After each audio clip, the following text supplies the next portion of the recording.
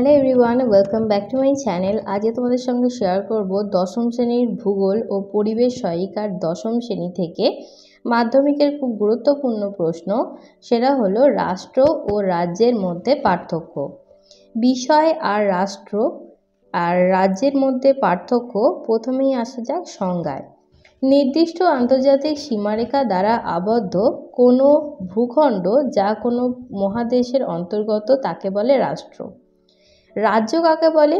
নির্দিষ্ট ভৌগোলিক সীমারেখার দ্বারা আবদ্ধ ভূখণ্ড যা কোনো দেশের অন্তর্গত তাকে বলে রাজ্য। এরপরে আসা যাক সীমানা। রাষ্ট্রের সীমানা রাজনৈতিকভাবে স্বীকৃতি প্রাপ্ত।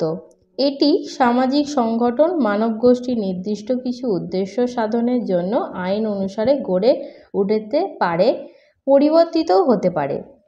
রাজ্যের ক্ষেত্রে রাজ্যের সীমানা দেশের আয়তন, জনগণের চাহিদা, আঞ্চলিক বিভিন্নতা, ভাষাগত বৈশিষ্ট্য ইত্যাদির কারণে গড়ে উঠতে পারে, পরিবর্তিতও হতে পারে।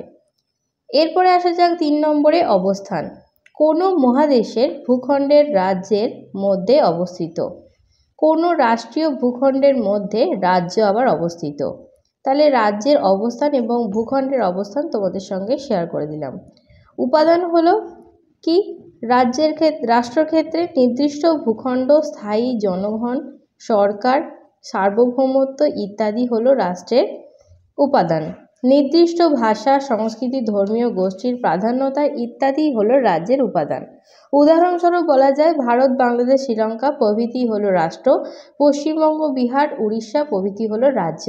তাহলে রাষ্ট্র এবং রাজ্যের মধ্যে পার্থক্য তোমাদের সঙ্গে শেয়ার করে নিলাম। যাদের কাছে এটা নেই অবশ্যই তোমরা খাতায় লিখে রাখবে। আর এটা আমি রায় ও ম্যাটার্নির বই থেকে তোমাদের সঙ্গে শেয়ার করলাম।